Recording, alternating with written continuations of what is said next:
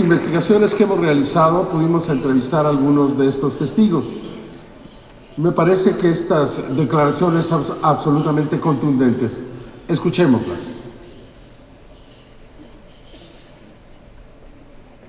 My dad was stationed here in Roswell and was part of the cleanup crew whenever the crash happened.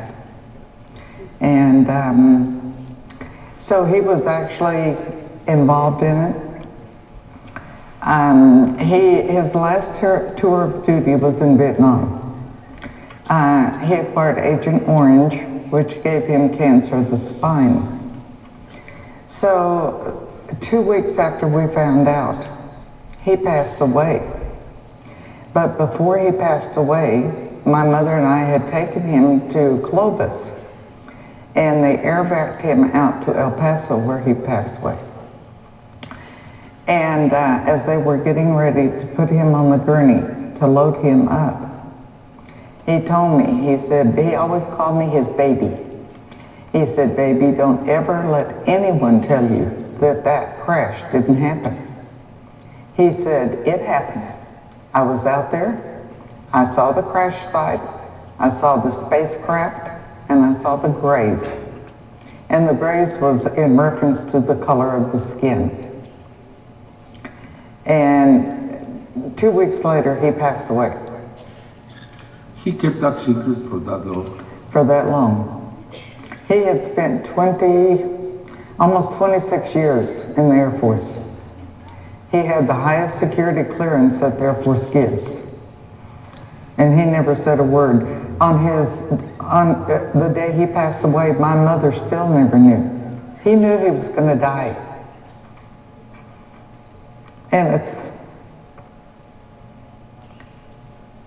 very moving that he should have that much love for me, that he would reveal something so important. But I don't doubt it. I don't doubt it at all. You are honoring him now by telling this to everyone. Yes, I am. I'm trying to.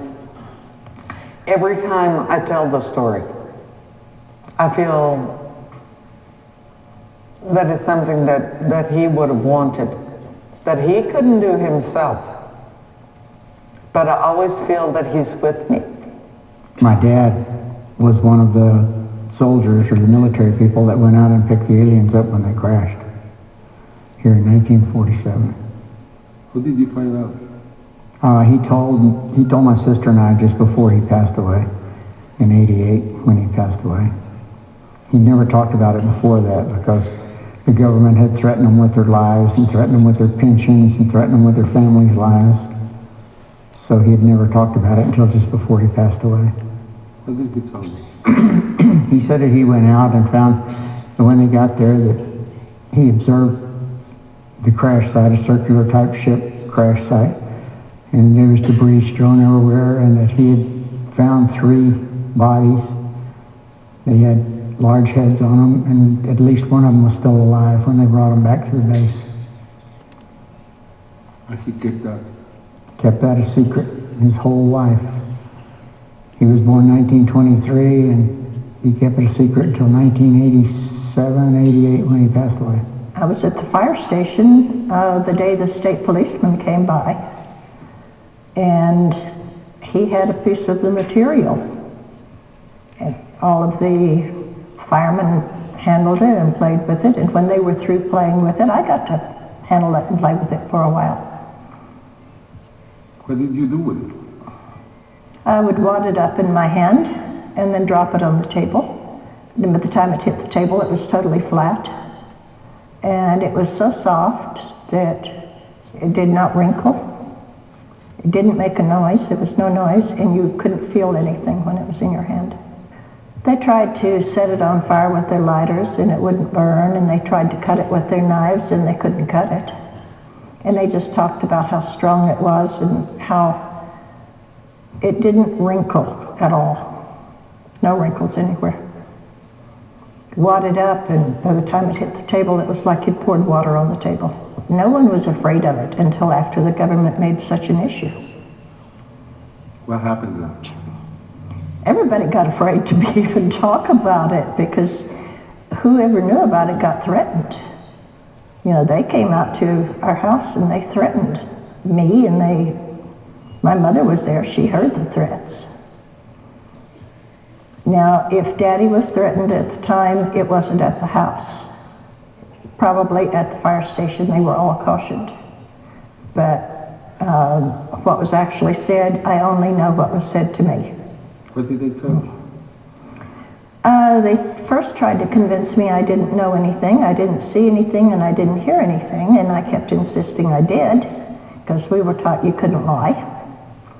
And when he insisted, you don't know anything at all. And he finally said, if you don't understand that you don't know anything, I'll tell you what will happen to you. He said, you know, we had 2 POW camps here during World War II. This is very shortly after World War II was over that this all happened. And he said, you can be taken from your parents. We'll send them to one of the POW camps. We'll send all of the kids to the other.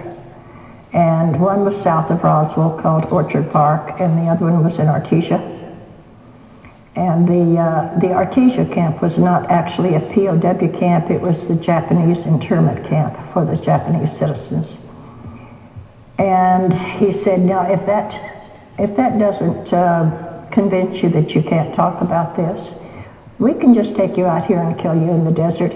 He said, it's a big old desert and nobody will ever find your bodies. So we'll just bury you out there. Nobody will ever know you were ever here. So I promised I wouldn't talk about it. Were you impressed?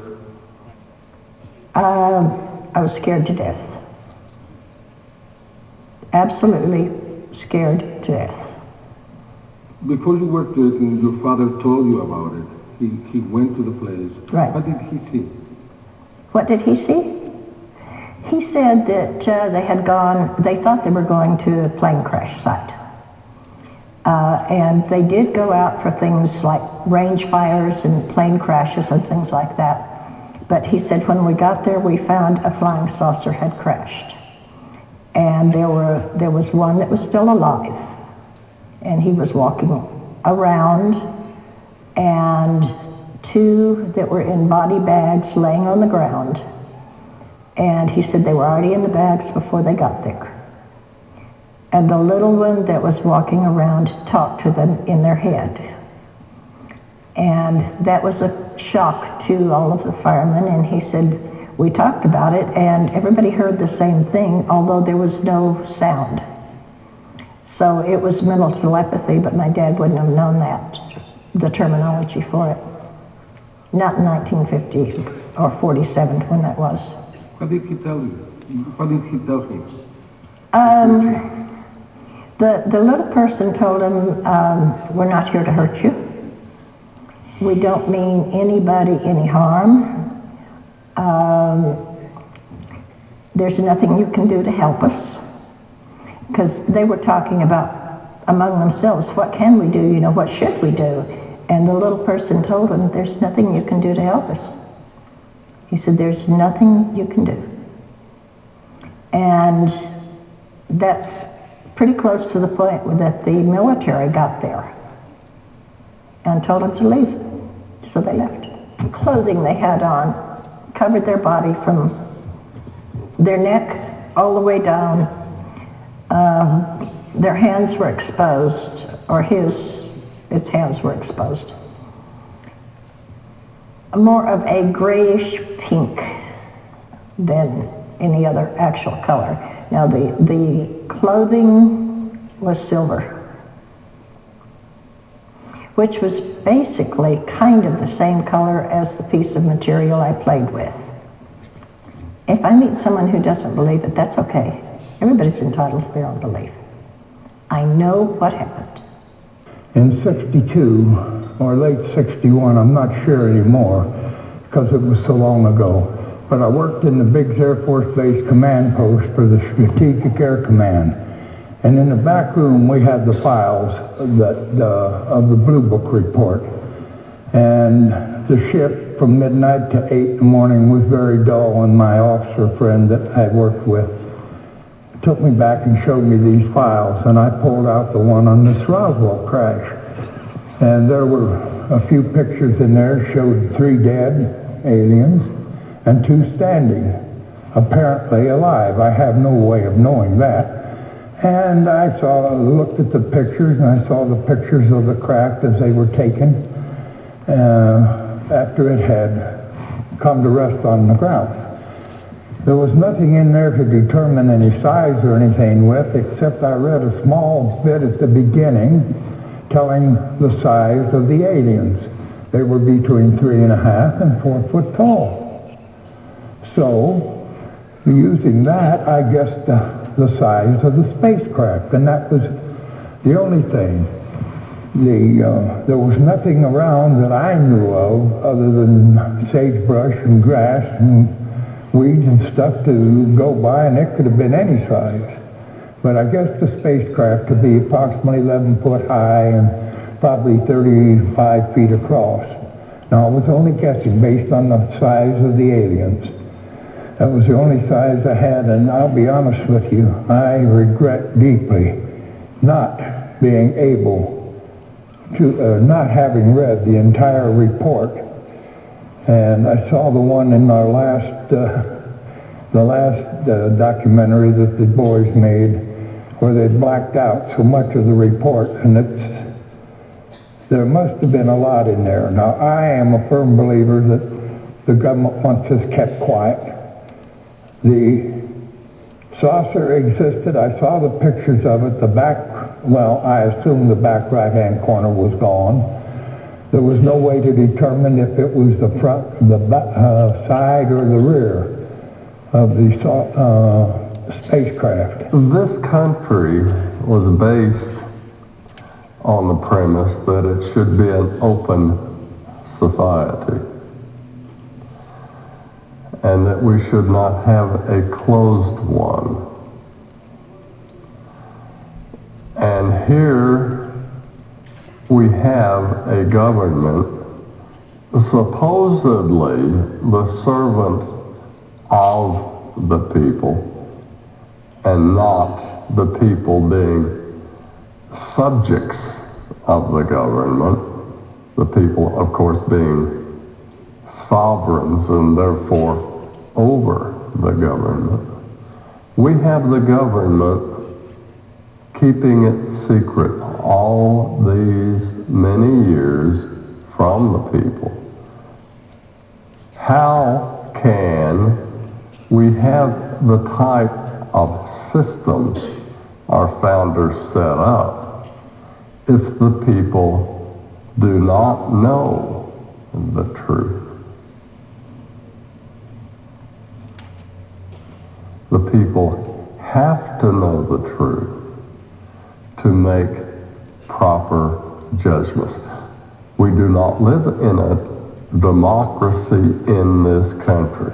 Now, make sure you understand that one.